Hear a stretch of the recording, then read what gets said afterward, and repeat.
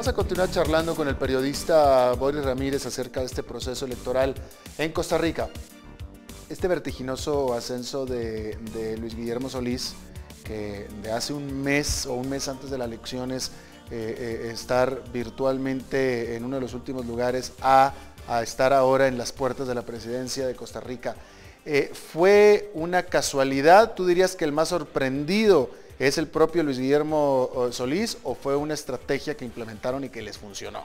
¿Y cuál sería esta? Sí, la última semana ya don Luis Guillermo estaba mucho más convencido de que las encuestas no estaban reflejando la realidad electoral que ellos estaban midiendo a través de los tracking que estaban haciendo internamente, o sea, las mediciones que estaban haciendo por sectores, por regiones. O sea, que él sabía cosas que la demás gente no sabía.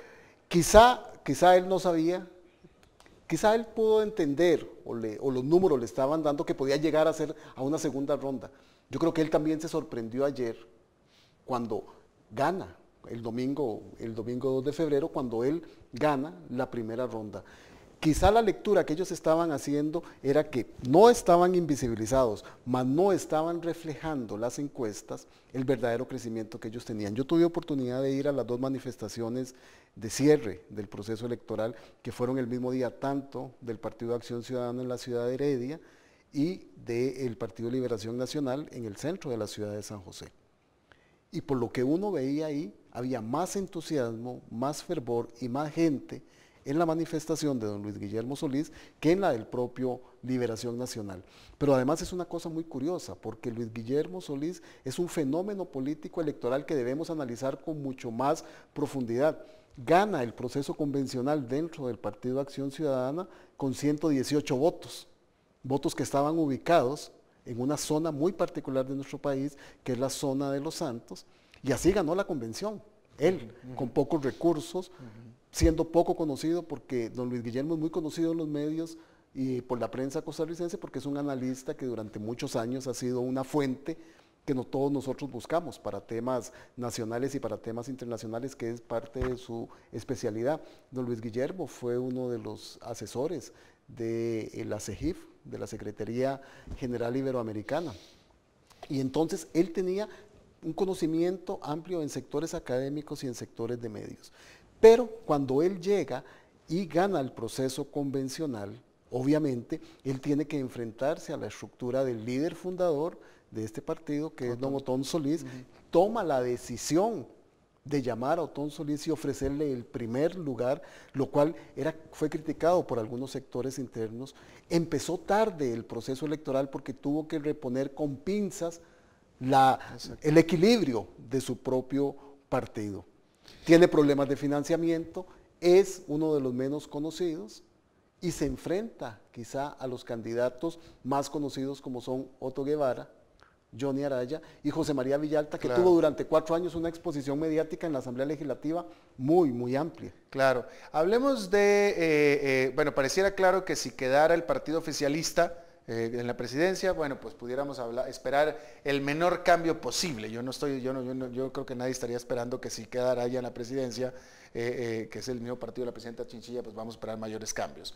Sin embargo, el partido de Solís, sobre todo cuando estaba de candidato Otto Solís en su momento era comparado con lo que hoy es Villalta. O sea, propuestas radicales, propuestas de radicales de izquierda, de cerrar mercados, incluso estaba opuesto al Tratado de Libre Comercio.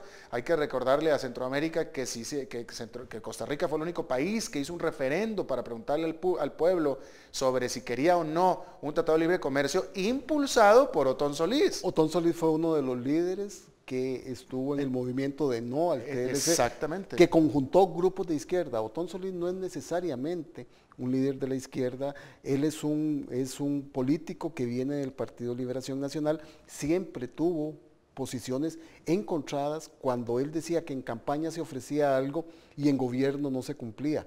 Él tuvo enormes diferencias con el expresidente Óscar Arias Sánchez, de quien fue su colaborador, y tuvo diferencias con el expresidente José María Figueres y renunció siendo, no era diputado en la época de don José María Figueres, y tuvo posiciones muy contundentes respecto a los programas de ajuste estructural y sobre todo el tercer préstamo que tenía que hacer la economía costarricense para el ajuste que estaba imponiendo el Fondo Monetario Internacional para las correcciones monetarias en el país.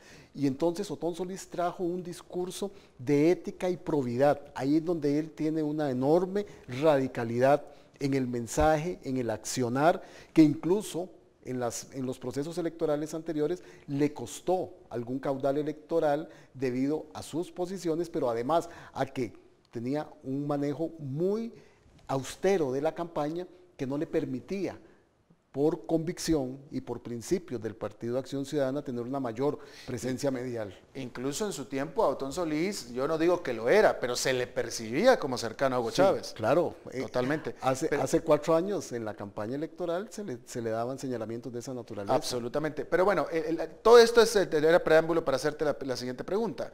Si queda Luis Guillermo Solís, que está aliado y cercano a Otón Solís, ¿tú esperarías un giro a la izquierda importante, una cosa radical o radicalizada en la presidencia? No, para nada. Pareciera que el espectro ideológico en nuestro país va variando del centro a la derecha, un poco más hacia el centro izquierda. Hay sectores muy progresistas dentro del partido Acción Ciudadana. Hay algunos componentes de la socialdemocracia. Mucho del elector costarricense que ante el colapso del bipartidismo, y porque las elecciones del pasado 2 de febrero vuelven a demostrar el colapso del bipartidismo y que nosotros nos estamos enfrentando a un espectro multipartidista, va a ser que vaya del centro a la izquierda, pero don Luis Guillermo no tiene posiciones tan radicales. Yo creo que incluso José María Villalta tampoco, ¿verdad? Si bien es cierto, el Frente Amplio viene y se nutre de todas las transformaciones y de las separaciones que ha tenido el Partido Comunista en Costa Rica, obviamente José María Villalta llega al Frente Amplio por una motivación no solo política, sino por una aspiración que él siempre ha tenido, que es la del medio ambiente, y encuentra en este partido un cobijo. Además, fue uno de los asesores del fundador del Frente Amplio, don José Merino, y entonces ahí es donde él se nutre de un partido que es mucho más progresista, porque ya él ni siquiera lo llama un partido de izquierda, sino un partido socialista progresista. ¿Te aventuras a decir, a tratar de explicar, de prever, de acuerdo a lo que tú conoces, cómo sería, porque esto es importante, cómo sería qué tipo de perfil sería el que pusiera en la cartera económica un presidente Solís? Obviamente, don Luis Guillermo se ha decantado por ser un estatista. Él quiere una recuperación del papel del Estado como regulador, como un agente de la economía, y entonces él tiene economistas muy connotados dentro de sus asesores.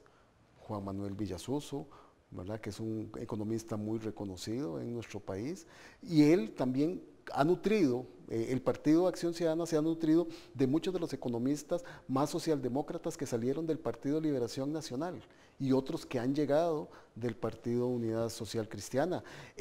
Su candidato a diputado por el primer lugar de la provincia de Heredia, el economista Henry Mora, ¿verdad?, que también tiene posiciones bastante cercanas a pensamientos más progresistas, o el candidato a vicepresidente, que es el economista Elio Fallas. Entonces, con un sentido muchísimo más social de los principios económicos en función de los combates importantes que ellos han delineado en su proyecto, que es la pobreza y la desigualdad. Cuando dijiste que Solís es estatista, ¿te refieres? ¿A qué te refieres con eso? ¿Él ha dicho que va a estatizar empresas, etcétera? No. ¿A qué te refieres? No, a que él ve el Estado costarricense y el fortalecimiento de las instituciones del Estado costarricense como un mecanismo por medio del cual sería una transversal en las acciones y en las políticas públicas que él podría desarrollar en la eventualidad de un gobierno de su partido y de él. Claro. Bueno, vamos a hacer una pausa y vamos a continuar hablando y analizando este proceso electoral en Costa Rica. Volvemos aquí a Centroamérica Habla en CB24.